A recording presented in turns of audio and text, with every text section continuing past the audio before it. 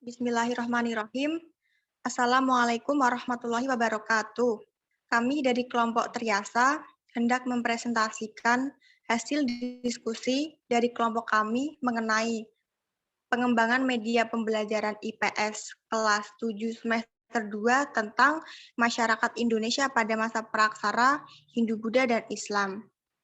Di sini kami akan lebih mengacu pada kehidupan masyarakat Indonesia pada masa praksara, yang beranggotakan saya sendiri, Puput Adinda Novitasari, dengan NIM 36014200084, Silvi Nur Isnaini dengan NIM 36014200074, dan Febriarti Setia Putri dengan NIM 36014200080 dari Prodi Pendidikan IPS, Fakultas Ilmu Sosial, Universitas Negeri Semarang.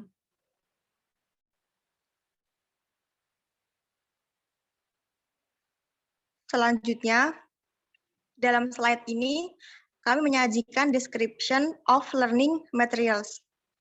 Ada pagar pertama ada kompetensi, yang kedua ada materi, yang ketiga ada video pembelajaran, yang keempat ada tes, yang kelima ada game, dan yang terakhir adalah daftar pustaka. Kami juga menyajikan icon home untuk kembali ke menu slide pertama. Selanjutnya, papan yang dapat kalian klik adalah kompetensi.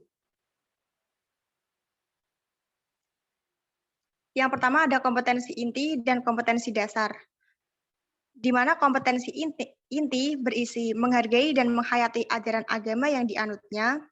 Yang kedua, menghargai dan menghayati perilaku jujur, disiplin, tanggung jawab, peduli, santun, percaya diri dalam berinteraksi secara efektif dengan lingkungan sosial atau alam dalam jangkauan pergaulan dan keberadaannya. Yang ketiga, memahami pengetahuan yang berisi faktual, konseptual, dan prosedural berdasarkan rasa ingin tahunya tentang ilmu pengetahuan, teknologi, seni, budaya yang terkait fenomena dan kejadian yang tampak nyata. Yang keempat, mencoba mengolah dan menyajikan dalam ranah konkret, seperti menggunakan, mengurai, merangkai, memodifikasi, dan membuat.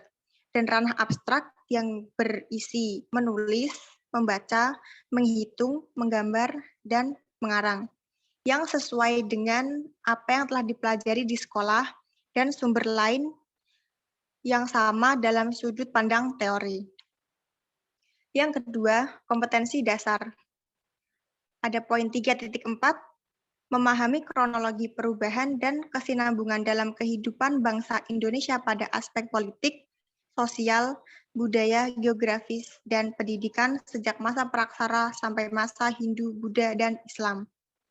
Poin 4.4, menguraikan kronologi perubahan dan kesinambungan dalam kehidupan bangsa Indonesia pada aspek politik, sosial, budaya, geografis, dan pendidikan sejak masa praksara sampai masa Hindu, Buddha, dan Islam.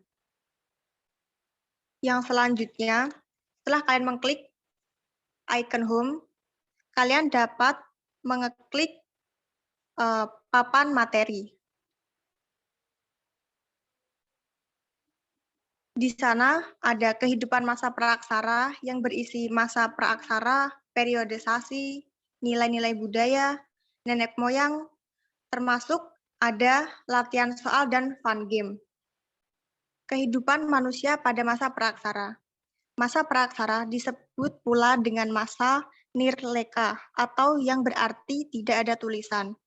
Aksara atau tulisan merupakan sebuah hasil kebudayaan yang diciptakan oleh manusia yang berguna sebagai alat komunikasi. Selanjutnya, kalian dapat mengklik tanda panah kanan atau yang berada di bagian tengah. Materi selanjutnya periodisasi pada masa praksara yang akan dibacakan oleh rekan saya. Untuk rekan saya, Saudari Silvi Nur Isnaini, saya persilahkan.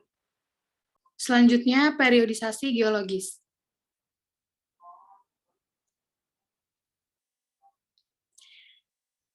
Periode geologis yang pertama ada zaman Arkaikum.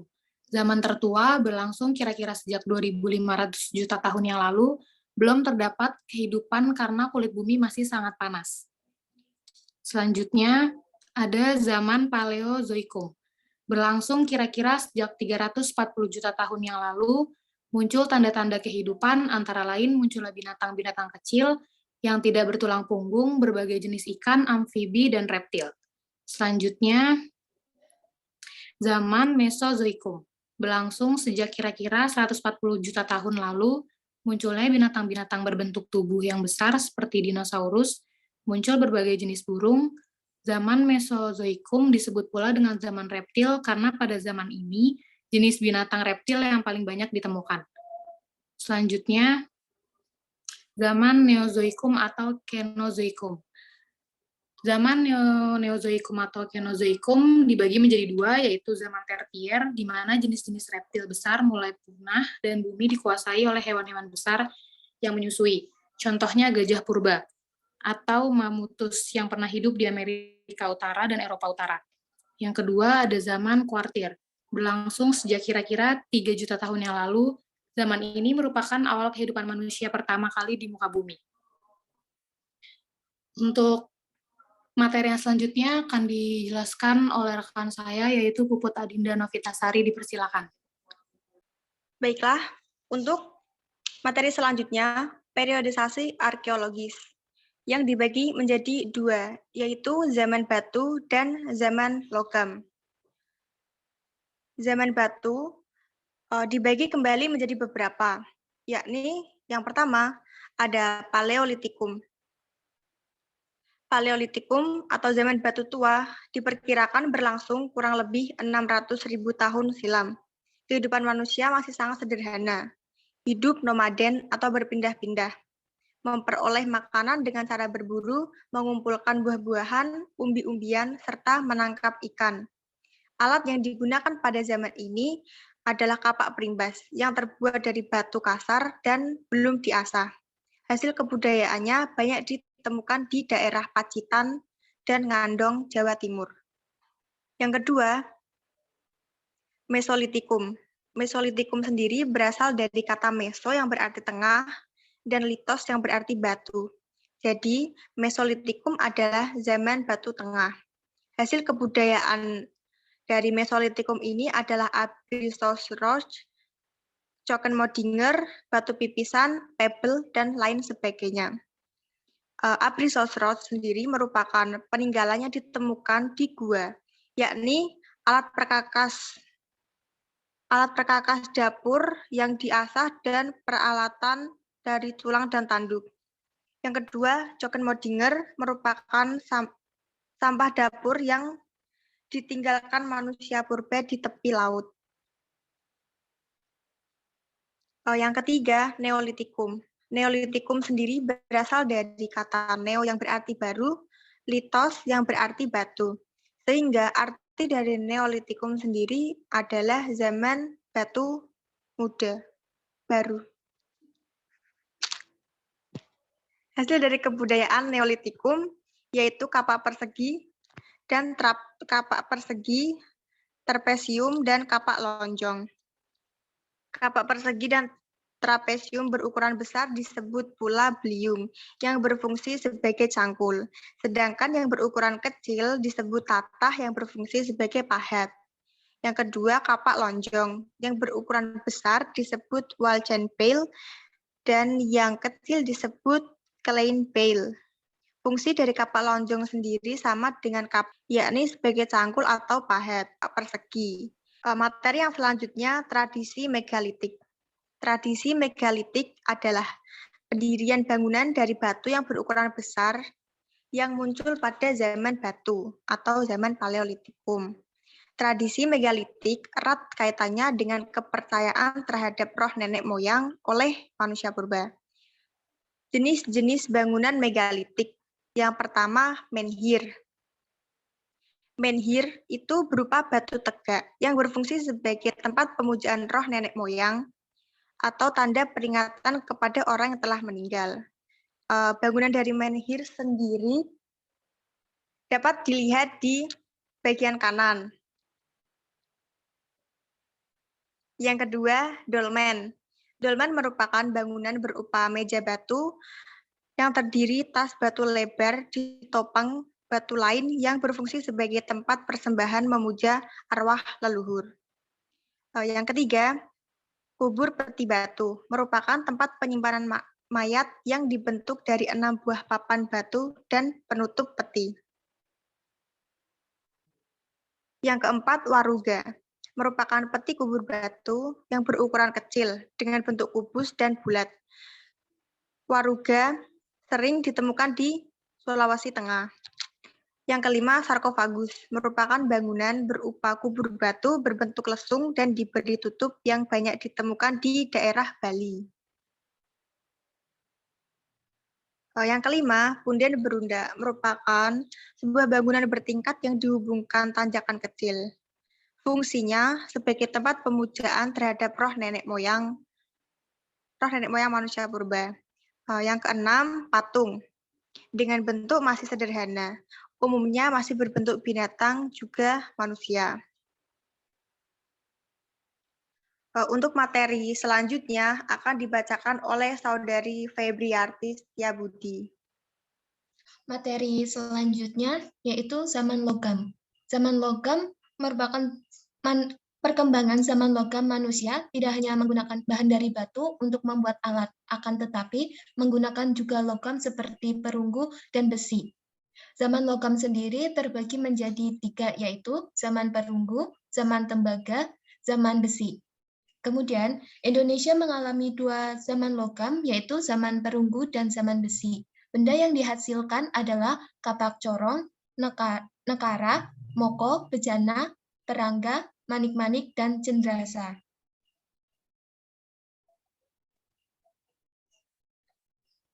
Materi selanjutnya yaitu periodisasi perkembangan kehidupan. Periodisasi perkembangan kehidupan sendiri terbagi menjadi beberapa, yaitu berburu dan mengumpulkan makanan. Yang terbagi menjadi beberapa tingkat, yaitu tingkat sederhana, di mana kehidupan ekonomi bergantung pada alam, kehidupan sosial berpindah mencari tempat tinggal baru, kehidupan budaya mampu membuat alat sederhana dari batu, tulang, dan kayu. Tingkat lanjut dari kehidupan ekonomi sendiri mengenal bercocok tanam dengan sistem ladang, kemudian kehidupan sosial dipengaruhi kehidupan sebelumnya seperti perburuan, kemudian kehidupan budaya melukiskan sesuatu di dinding gua suatu pengalaman dan harapan hidup. Kemudian masa bercocok tanam, di mana kehidupan ekonomi sendiri, kebutuhan makanan sudah membabat hutan untuk ditanami berbagai jenis tanaman. Kehidupan sosial, hidup secara berkelompok dan membentuk masyarakat perkampungan. Kemudian kehidupan budaya sendiri mahir membuat berbagai alat atau perkakas. Kemudian masa perundagian, yaitu kehidupan ekonomi telah mampu mengatur kehidupannya, kemudian kehidupan sosial, hidup menetap di perkampungan lebih besar dan teratur. Kemudian pada kehidupan budaya, manusia sudah mahir membuat berbagai peralatan dan perkakas. Kemudian materi selanjutnya nilai-nilai budaya masa praaksara di Indonesia. Yang pertama, nilai religius atau kepercayaan animisme dan dinamisme. Kedua, nilai gotong royong. Ketiga, nilai musyawarah. Keempat, nilai keadilan. Kelima, tradisi bercocok tanam. Keenam, tradisi bahari atau pelayaran. Kemudian materi selanjutnya akan dilanjutkan oleh Saudari Silvi. Dipersilahkan. Baik, selanjutnya adalah materi tentang nenek moyang bangsa Indonesia. Paul dan Fritz Sarasin mengemukakan penduduk asli Indonesia adalah ras berkulit gelap dan bertubuh kecil yang mendiami Asia bagian Tenggara. Kemudian terpisah antara Laut Cina Selatan dan Laut Jawa, serta terpisah menjadi daratan utama yaitu Asia dan Kepulauan Indonesia yang disebut suku bangsa Veda oleh Sarasin. Selanjutnya, ras Proto-Melayu dan Deutero-Melayu. Ras Proto-Melayu kedatangannya dianggap sebagai kelompok Melayu Polynesia yang berimigrasi dari wilayah Cina Selatan. Sedangkan ras Deutero-Melayu kedatangannya mendesak keberadaan Proto-Melayu ke arah pedalam untuk memperkenalkan perkakas dan senjata. Ciri-ciri fisiknya yaitu berambut lurus, kulit kuning kecoklatan, dan bermata sipit. Selanjutnya, ras Melanesoid. Ras Melanesoid tersebar di Lautan Pasifik, letaknya sebelah timur Irian dan benua Australia, serta menjadi kepulauan terhubung dengan Papua. Kemudian, kedatangan ras Melanesoid diperkirakan pada zaman es terakhir, saat itu Kepulauan Indonesia belum ada. Ciri-ciri fisiknya yaitu berkulit berwarna hitam, memiliki rambut keriting, hidung lebar dan pesek, serta tinggi badan 160-170 cm. Yang selanjutnya,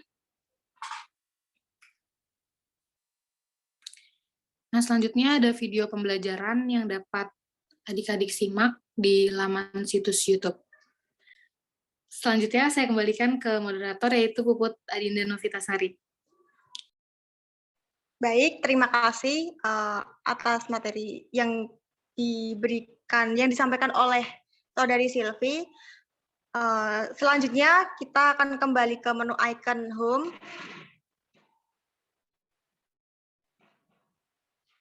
Setelah adik-adik simak materi yang telah dijelaskan tadi, kalian bisa mengklik latihan soal atau tes.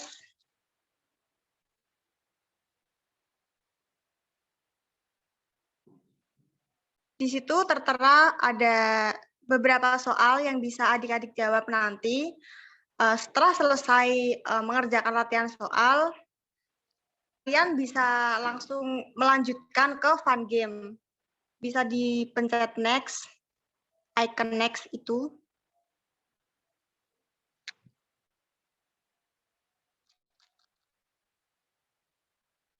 Nah, di sini ada ada satu dan selanjutnya masih ada fun game yang bisa adik-adik kerjakan nanti. Baik, untuk slide terakhir, sudah memasuki daftar pustaka. Jika adik-adik merasa kurang paham atas materi yang telah kami sampaikan, adik-adik dapat melihat sumber referensi yang telah kami cantumkan di bagian slide daftar pustaka tersebut. Mungkin hanya itu yang dapat kami sampaikan. Kurang lebihnya kami mohon maaf. Billahi taufik wal hidayah. Wassalamualaikum warahmatullahi wabarakatuh.